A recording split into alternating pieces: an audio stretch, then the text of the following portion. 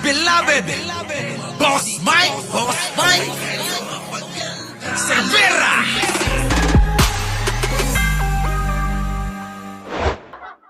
Inyong depensa dito sa sinasabing denied na po ang inyong application dyan sa the Netherlands? Well, kung denied na po, bakit nasa Europa pa ako, no? Eh di siyempre, dapat na-deport na ako. Una-una. Hindi, Roque. Depende yan. Eh, baka naman may ilang araw ka pang natitira. Pero ho, mga kababayan, kung inyong pagmamasdan yung mukha niya, talagang stress na ho. Hindi na ho matatanggihan at hindi nyo na ho, ano po, hindi nyo pa ho, itatanggi uli. Bakit? Kita nyo yung pagmumukha niya, mga kababayan. Ayan o. Kita nyo, yung mata niya, mga kababayan, kirat na. Palatandaan po ito, mga kababayan, na malala na. Meron pong, ito opinyon ko lang naman. Opinyon ko. Nakikita ko po at nababakas ko sa kanyang pagmumuka na may iniinda po na malalang kondisyon. Hindi po maayos ang kalusugan neto ngayon. Di po ba, mga kababayan? Kayo, sigurado naman sa mga kaedad ko rito, sa tanda nating to, mga kababayan, marami na tayong mga nakitang mga itsurang ganito. Kadalasan, mga kababayan, sa mga itsurang ganito, partida, marami pang mga pera yan. Pero kita nyo naman, yung itsurang ganyan, sa totoo lang, hindi na nagtatagal. Opo ito opinyon ko lang ho ito, sa akin lang. Sa mga nakikita natin, na mga itsurang ganyan, nagtatagal pa ba yan? Kaya magugulat na lang kayo. Minsan, sa isang araw, baka biglang nasa ospital na yan. Tandaan nyo, sabi ng doktor, ang stress ang pangunahin na nakakapagbigay ng mga malalalang sakit. Malalalang sakit. Ano po? Kaya ho, etong stress na nararanasan ni Roque ay hindi po ito biro. Hindi po basta-basta. Ano po? Hindi po basta-basta.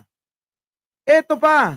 Bago pa yan, mga kababayan, matagal na hong may sakit na diabetic ito, mga kababayan.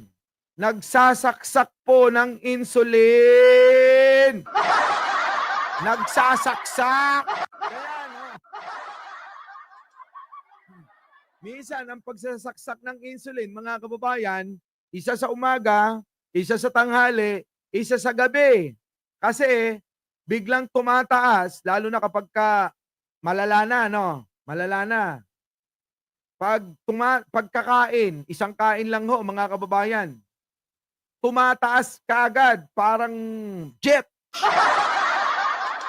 Yung blood sugar niya. Yan, mga kababayan ko. Ngayon, eto, sa lagay ni Roque, mga kababayan, kita nyo, sa litrato, para na lang merong curler dito sa baba neto.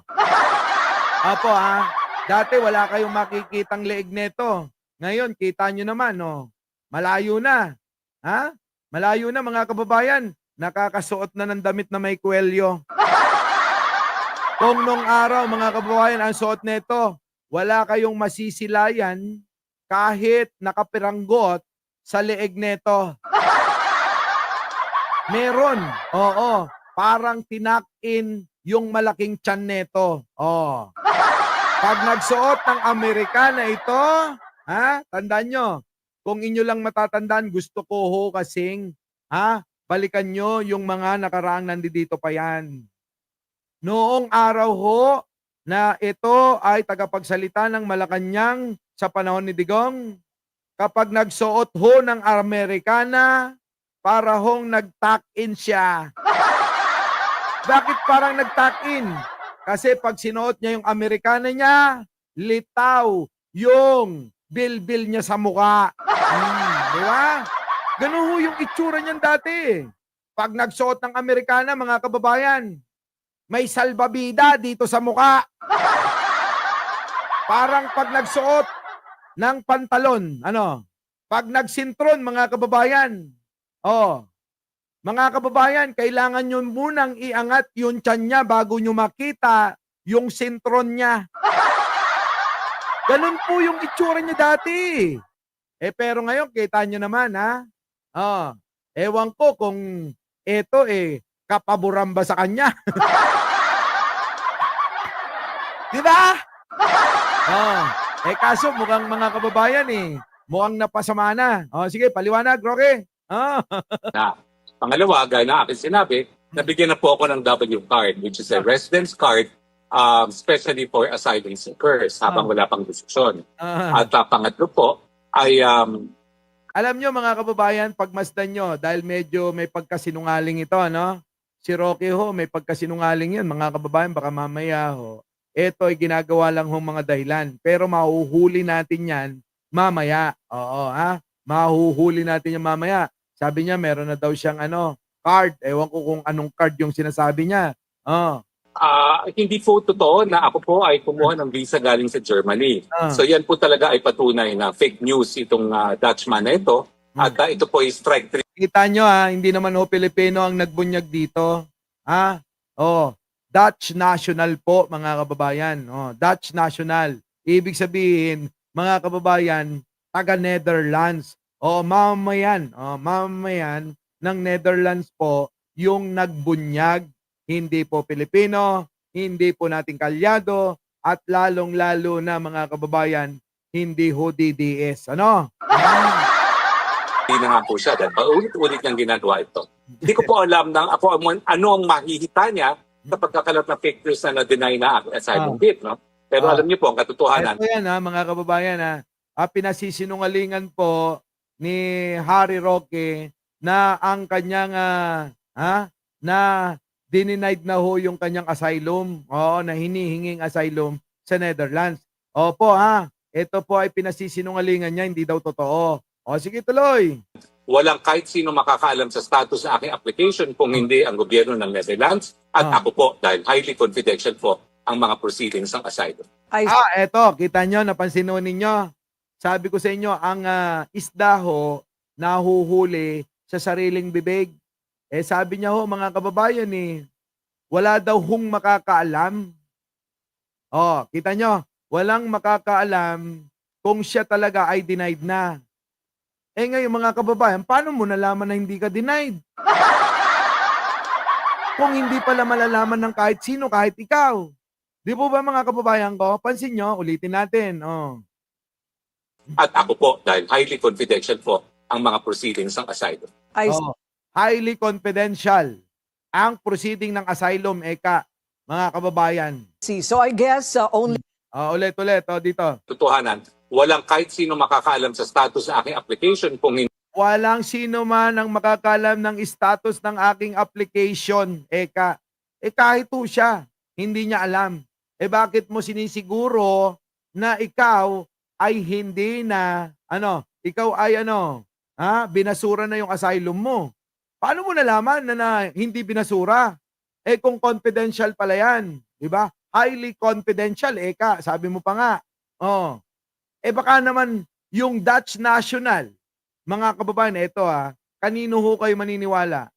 Yung mamamayan ng Netherlands o yung dumayo lang na humihingi ng awa? Sige nga ho, mga kababayan. Isipin nyo maigi. Kanino ho kayo maniniwala? Doon sa mamamayan ng Netherlands o doon sa nagmamakaawa lang para pagbigyan ng asylum niya? Hindi po ba mas may kredibilidad yung taga doon talaga? Kasi baka naman hindi alam ni Roque na may mga koneksyon yan. Parang tayo lang yan Sa ating gobyerno, alam natin kung ano nangyayari sa mga totoo. Di po ba? Pero dito kay Roque, dahil si Roque nagmamakaawa lang, mas gusto kong paniwalaan yung mamamayan ng Netherlands. Tulad noong tinutukoy niya na nagbunyag. Di po ba? Sabi ni CK1, of course, maniniwala ako kay De Vega. Yan na nga, mga kababayan. Sa tingin ninyo, paniniwalaan nyo yung dayo na nagmamakawa? Ulitin ko lang, mga kababayan ko, ha? Para mas maintindihan natin maigi. Sa tingin ninyo, mas paniniwalaan natin yung nagmamakaawa lang kaysa doon sa mamamayan ng Netherlands? Yung pong mismo na taga doon? O, kita nyo? Sino paniniwalaan natin dito? Si Roque o yung taga doon mismo? O, yan, mga kababayan. Minsan kasi, syempre, yung mga mahihinang nilalang, kung ano na lang sasabihin ni Roque, yun na lang yung paniniwalaan. Hindi na aaralin yung mga bagay-bagay na pwedeng mangyari to, mangyari yan. Ganon, mga kababayan. Tuloy. Press 5 na. Tuloy. Hindi ang gobyerno ng Netherlands at ako po dahil highly confidential po ang mga proceedings ng asylum. I see. So I guess only time will tell kung ano po talaga, how things will unfold. Dahil sabi nga po ninyo, wala namang pwedeng pagkunan ng impormasyon. Yan. Kita nyo yung tanong. Sabi nyo nga po, wala namang pagkukunan ng impormasyon. Paano mo nalaman na hindi ka pa, paano mo nalaman na hindi pa binabasura yung asylum mo? Di po ba? Nagets po ninyo yung ibig ko sabihin? O Roque, paliwanag mo. Paano mo nalaman na hindi pa binabasura yung asylum mo? Kung wala naman palang pagkukunan ng mga impormasyon patungkol dito. Ganun lang yun, mga kababayan eh. Ulitin ko lang. Pakinggan nyo. Ito, Po talaga, how things will unfold. Dahil sabi nga po ninyo, wala namang pwedeng pagkunan ng impormasyon. Meron na po ba kayong hinala kung ano po ang maaaring motibo nito pong tumatabla po sa inyo? Tinatabla ka, Nino, ni De Vega. Bakit? Yun eh. Residente dyan eh. Mamayan. Sabi ko nga, citizen ng Netherlands. Yung tinutukoy mo. Ikaw, dayo ka lang. Di po ba? Parang dito, mga kababayan, kapag ka may dayo, lalo na kapag ka-in-check, di ba? Sino pinapanigan at sino ang pinapaniwalaan dapat? Maliban na lang kung bumubuhos ng kwarta itong si Roque. Di po ba? Kung bumubuhos siya ng mga euro dyan, nako. Ayos. Tuloy. Well, tingin ko po nagpapapansin lang pero habang siya ay nagpapapansin at puro palpak ang kanyang mga inuulit, nakikilala siya na fake news for Ayan na mga kababayan, syempre ganun ang sasabihin ni Roque. Fake news yan, Lagi na lang ganyan, fake news yan. Pero bakit nga ba? Ano ang dahilan kung bakit ka tumawid pa ng Europa, ng Germany? Mga kababayan ko, tanong ko sa inyo. Ang tanong, nasa Netherlands na siya. Umuupa na ng flat. Opo, ibig sabihin flat, mga kababayan, apartment. Ano po? Bakit ka pa pumunta ng Germany? Anong ginagawa mo dyan? Abay, yung babiyahin mo na halos, mga kababayan, kung hindi ako nagkakamali, buong araw. Buong araw na babiyahin, baka kulangin pa. Di po ba? Kapag kaya, mga kababayan, mula Netherlands hanggang Germany, baka kulangin pa isang araw. Depende sa pagpapatakbo. Bakit ka nagtiis na bumiyahe pa? Bakit ka nag-effort na bumiyahe pa papunta doon sa Germany, dyan? Nasa Germany ho ngayon, mga kababayan. Sino? Si Roque. Ang tanong, anong ginagawa mo dyan? Anong business mo? Bakit ka nandyan? Yan ang tanong ng taong bayan.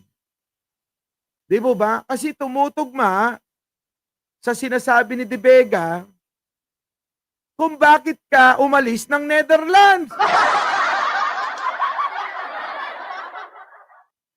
Nagets nyo po, mga kababayan ko? Minsan may pagkasinungaling ito. Yan mga kababayan eh.